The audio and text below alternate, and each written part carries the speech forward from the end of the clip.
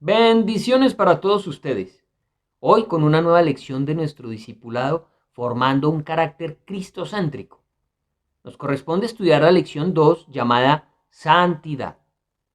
Dios no nos ha llamado para que seamos cristianos o evangélicos ni ningún otro calificativo que las personas nos den, sino que su llamado es a ser santos. Levítico 20:26 dice: Habéis pues de serme santos, porque yo Jehová soy santo, y os he apartado de los pueblos para que seáis míos. Pero, ¿qué significa ser santo? Para responder esta pregunta, miremos estos 4 conceptos que nos ayudarán a entenderlo. Primer concepto: ser santo significa que Dios nos ha apartado para que vivamos en una íntima y exclusiva relación con Él. Segundo concepto: ser santo es el requisito indispensable para vivir en comunión con Dios. Tercer concepto: ser santos significa ser renacidos por el Espíritu Santo. Y cuarto, el llamado a ser santos incluye todas las áreas de nuestra vida. Ahora miremos cada una de ellas con más detenimiento. Primer concepto: ser santo significa que Dios nos ha apartado para que vivamos en una íntima y exclusiva relación con Él. Recordemos el texto que acabamos de mencionar en Levítico 20:26, en donde el Señor nos dice: Os he apartado para que seáis míos. Esto lo vemos incluso con Jesús, de quien pensamos que su propósito principal era enviar a sus discípulos a predicar, pero la Biblia nos indica que era para que estuviesen con Él. Esto lo encontramos en Marcos 3:14, donde dice: Y estableció a 12 para que estuviesen con Él y para enviarlos a predicar. A menudo nos preocupamos demasiado en hacer cosas para Dios y olvidamos que lo más importante es la obra que Él hace en nosotros. Nuestra prioridad debe ser la relación con Él. Así lo entendió el profeta Daniel, que más importante que el trabajo que realizaba en Babilonia como gobernador eran sus 3 periodos de oración diarios y que nada le haría sustituir este tiempo tan especial con Dios. Así también lo enseñó Jesús un día, que visitó a Marta y a María, que eran hermanas. María se había sentado a los pies de Jesús a escuchar sus palabras, mientras que Marta estaba afanada e inquieta por los quehaceres de la casa, atendiendo a Jesús. Al verla, Jesús le dijo a Marta en Lucas 10, 41 al 42: Marta, Marta, afanada y turbada estás con muchas cosas, pero solo una cosa es necesaria, y María ha escogido la buena parte, la cual no le será quitada. Es decir, que la relación personal que tenemos con Jesús, el tiempo que dedicamos a estar a solas con Él, es más importante que las actividades que realizamos. Si Adán y Eva hubieran entendido esto, no hubieran relegado su relación con Dios a un último lugar, ni habrían hablado con la serpiente, ni le habrían dado más importancia a sus palabras que a las del Creador. De esa manera el pecado no hubiera entrado en sus corazones y contaminado la raza humana. Eso es precisamente lo que Dios quiere evitarnos. Él sabe que tendemos a inclinar nuestro corazón a otras cosas, otras relaciones y otras palabras antes que a Él. La santidad precisamente significa lo contrario. Nuestra vida y nuestro corazón deben ser para Él. Ahora miremos estas 7 promesas que encontramos en el Salmo 91, versículo 14 al 16, para quienes ponen su corazón y su amor en Dios. Por cuanto en mí ha puesto su amor, yo también lo libraré. Lo pondré en alto por cuanto ha conocido mi nombre. Me invocará y yo le responderé. Con él estaré yo en la angustia. Lo libraré y lo glorificaré. Lo saciaré de larga vida y le mostraré mi salvación. Así, poner nuestro amor en él es responder a esa exclusividad que nos demanda.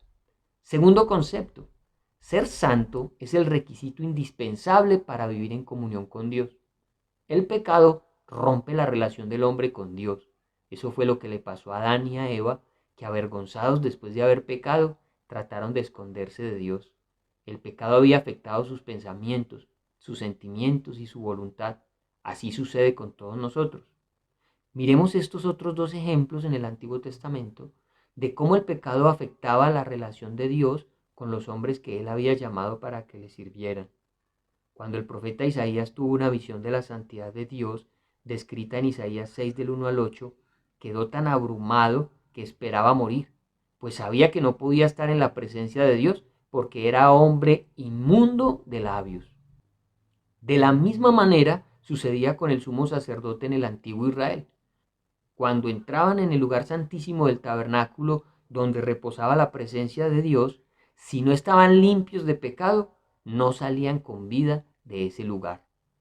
Por eso debemos entender que si realmente queremos vivir en la presencia de Dios en este mundo y tener entrada en la gloria eterna, debemos, como lo dice el apóstol Pablo en Efesios 4:22, despojarnos del viejo hombre que está viciado conforme a los deseos engañosos. Tercer concepto, ser santos significa ser renacidos por el Espíritu Santo. Una persona que no haya sido regenerada por el Espíritu Santo no puede ser santa. Primera de Pedro 1:3 dice, bendito el Dios y Padre de nuestro Señor Jesucristo, que según su grande misericordia nos hizo renacer para una esperanza viva por la resurrección de Jesucristo de los muertos. Ahora bien, todos los que han sido renacidos por el Espíritu Santo también son cambiados y transformados por la palabra de Dios. Primera de Pedro 1:23 dice, siendo renacidos, no de simiente corruptible, sino de incorruptible, por la palabra de Dios que vive y permanece para siempre. De esta manera, la vida santa que Dios nos ha dado debe ser vivida de acuerdo al Espíritu y la Biblia. El Espíritu Santo obra en nuestros corazones produciendo un verdadero abandono del pecado. Por eso su presencia permanente en nuestras vidas nos santifica. Cuarto y último concepto, el llamado a ser santos incluye todas las áreas de nuestra vida. No solo debemos ser santos en la iglesia o en presencia de otros cristianos, debemos ser santos como padres, esposos, hijos, hermanos, novios, estudiantes, empleados, etc. Entonces es necesario comprender que el llamado es a ser santos en toda nuestra manera de vivir, como lo dice Primera de Pedro 1, versículo 15, segunda parte.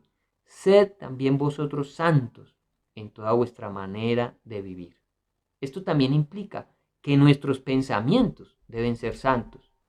Filipenses 4:8 dice, por lo demás, hermanos, todo lo que es verdadero, todo lo honesto, todo lo justo, todo lo puro, todo lo amable, todo lo que es de buen nombre, si hay virtud alguna, si algo digno de alabanza, en esto pensad.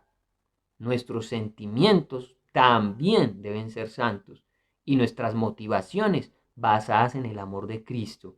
El apóstol Pablo, al enseñarle a Timoteo cómo debía vivir, le desglosa las áreas más importantes de la vida en 1 Timoteo 4:12, donde le dice, ninguno tenga en poco tu juventud, sino sé ejemplo de los creyentes en palabra, conducta, amor, espíritu, fe y pureza. Amados, así hemos llegado al final de nuestra segunda lección de este discipulado formando un carácter cristocéntrico. Como siempre, no olviden desarrollar el taller correspondiente a esta lección. Muchas bendiciones y hasta la próxima.